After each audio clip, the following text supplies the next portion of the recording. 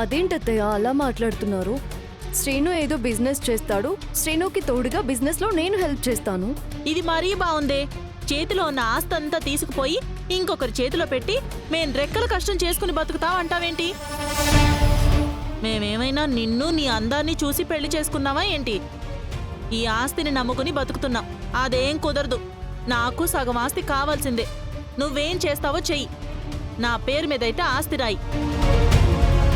అప్పుడే నా కొడుకు నీతో కాపురం చేయిస్తాను, లేదంటే నేను ఒప్పుకోను. అదేంటత్తయ్య, ఇప్పటిదాకా మనం బాగానే ఉన్నాం కదా, మళ్ళీ లేనిపోని సమస్యని సృష్టిస్తున్నారెందుకు? మీరు వద్దన్నంత మాత్రాన శ్రీను నా దగ్గరికి రాకుండా ఉండడు. వాణ్ణి రాకుండా నేను చేస్తాను. వాడు తల్లి మాట వింటాడో పెళ్ళా మాట వింటాడో నాకు తెలీదా? అలా అంటున్నారేంటత్తయ్య? సరే, అలాగే కానివ్వండి. నిజంగా మీరు ఆపగలను అనుకుంటే ఆపండి అత్తయ్య. ఏంటి నాతో ఛాలెంజ్ చేస్తున్నావా? దానికి మీరు ఏ పేరైనా పెట్టుకోండి. నేను మాత్రం అయోధ్య లంక రఘురాం గారిలా నీతిగా నిజాయితీగా ఉండాలనుకుంటున్నాను. నా మనసు మార్చాలని మీరు ప్రయత్నించకండి. ఆద్యా,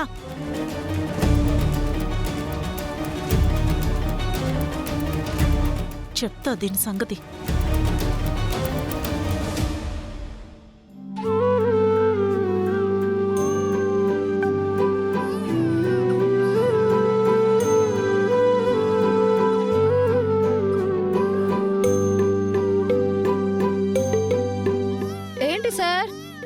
పాప ఏడు పాపలేకపోతున్నారు. ఇంతకుముందు నేనేమన్నా పసిపిల్లలకి కేర్ టేకర్ గా పనిచేశానా రామా? లేక ఒక్కసారన్నా తండ్రిని అయ్యానా? వీళ్ళు ఎందుకు ఏడుస్తున్నారో తెలుసుకొని ఆపడానికి. ఏ బుజ్జి అమ్మా, అయినా వీళ్ళ అమ్మా నాన్నల కంటే ముందే మనకు పెళ్ళయింది. నువ్వేమో తల్లివి కాలేదు, నాకు ఇలాంటి ఒక బుజ్జి పాపని ఇవ్వలేదు. వాళ్ళిద్దరు చూడు, ఇష్టం లేకుండా పెళ్లి చేసుకున్నా పాపను కనేశారు. మనిద్దరం ప్రేమించి పెళ్లి చేసుకున్నాం, కానీ మన ప్రేమకి సాక్ష్యం ఇంకా పాప రూపంలో రాలేదు. పిల్లల ఏడుపులు ఆపడం అంత ఈజీ కాదమ్మా.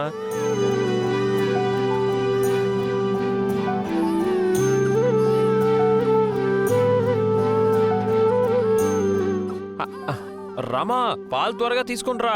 ఉండండి సార్, పాలు వేడిగా ఉన్నాయి. చిన్న పాప కదా, ఎలా తాగుతుంది? చల్లారుస్తున్నాను. అయితే నువ్వు అక్కడ చల్లారుస్తూ ఉంటే ఇక్కడ పాప ఏడ్చి ఏడ్చి చుచ్చుపోసి నా బట్టలని తడిపేస్తుంది. ఏంటి తల్లి, ఏడో. పసిపిల్లలు ఎవరి మీద ఎక్కువ ప్రేమ ఉంటే వాళ్ళ మీదే పోస్తారంట. ఓహో అలాగా, అయితే ఎత్తుకో. అరే సరే, ఇది పట్టుకోండి.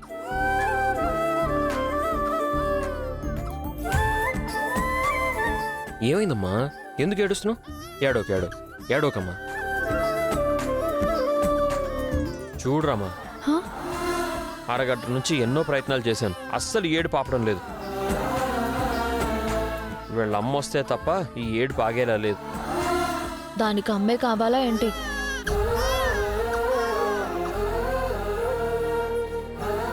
ఇప్పుడు ఎలా ఆపుతావో నేను చూస్తాను. చూడండి.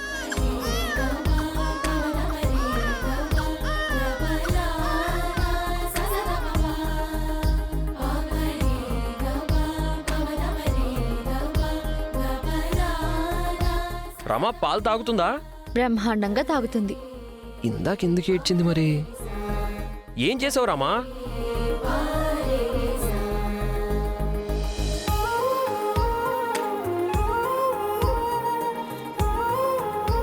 రమా, నువ్వు ఇంకా తల్లివి కాలేదు కదా, అప్పుడే పాలు ఎలా ఇస్తున్నావు? ఇచ్చే విధానంగా ఇస్తున్నాను సార్. లేదే, నువ్వేదో చేస్తున్నావు రామా. ఇది చూడండి. అమ్మా, ఓహో, మీ ఆడవాళ్ళు ఈ టెక్నిక్ని కూడా ఫాలో అవుతారా? మా ఆడవాళ్లే కాదు సార్, పిల్లల ఏడుపు ఆపాలనుకునే మగవాళ్ళు కూడా ఈ టెక్నిక్ వాడొచ్చు. పిల్లలకు కావాల్సింది తల్లి ఒడి, పాలిచ్చే ఓపిక, వాళ్ళని పడుకోబెట్టే విధానం. ఇవన్నీ కరెక్ట్గా ఉంటే ఎవరైనా ఏడుపు మానేసి చక్కగా పాలు తాగి నిద్రపోతారు. బానే ఉంది, కానీ ఇలా ఎన్ని రోజులు మేనేజ్ చేస్తాం? అస్మితకి పాప అవసరం లేకపోవచ్చు, కానీ పాపకి తల్లి కావాలి కదా. పర్లేదు సార్, 2 రోజులు ఉండనివ్వండి. నేను ఎలాగో మేనేజ్ చేస్తాను. ఆమెకు కూడా చేసిన తప్పుకి సరైన శిక్ష పడాలి. దొంగలతో చేతులు కలిపితే పర్యవసానాలు ఎలా ఉంటాయో తనకు కూడా తెలియాలి.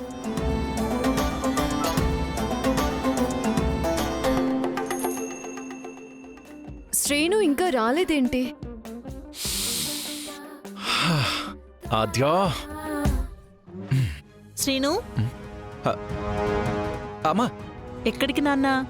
గదిలోకి వెళ్తున్నానమ్మా. నువ్వింకా పడుకోలేదా?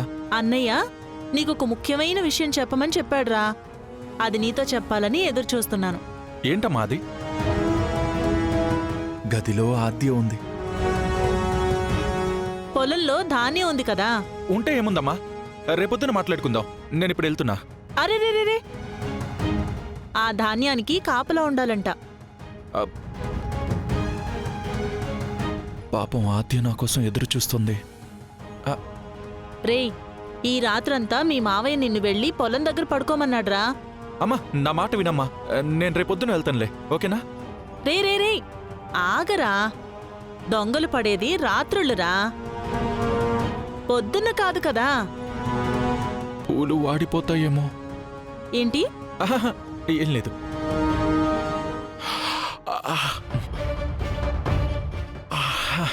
అమ్మా, నిద్రొస్తుంది. కాసేపు పడుకొని తర్వాత వెళ్తానులే, ఓకేనా? రేయ్, వెళ్తావా మీ మావయ్యకి చెప్పమంటావా?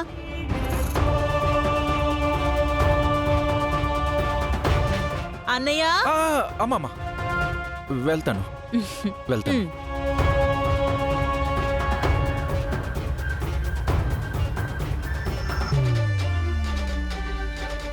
వెళ్ళు.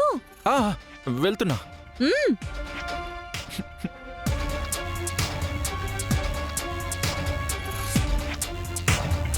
చూసావా, పద్మవ్యూహం అంటే ఇలాగే ఉంటుంది.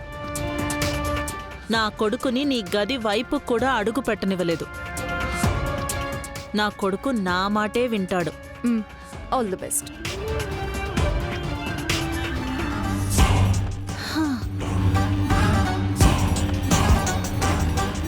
ఏంటే అంత సంతోషంగా ఉన్నావు? లేకపోతే అది నాతో ఛాలెంజ్ చేస్తుందా? నా కొడుకు నా మాట దాటడని నిరూపించాను. ఏం చేసావే? అన్నయ్య చెప్పాడని వాణ్ణి పొలానికి పంపించేశాను. ఈ పద్మతో పెట్టుకుంటే ఇలాగే ఉంటుంది. అయ్యయ్యో, చిలక గోరింకలాగా కాపురం చేసుకోవాల్సిన వాళ్ళని విడదీస్తావేంటే? శాడిస్ట్ మొహందానా? ఏంటి? అదేం లేదు, అదేదో అనుకున్నాను, అది బయటకు వచ్చేసింది. సరే సరే, కానీ పెద్ద ఘనకార్యం చేసావు. కానీ వెళ్ళు వెళ్ళు.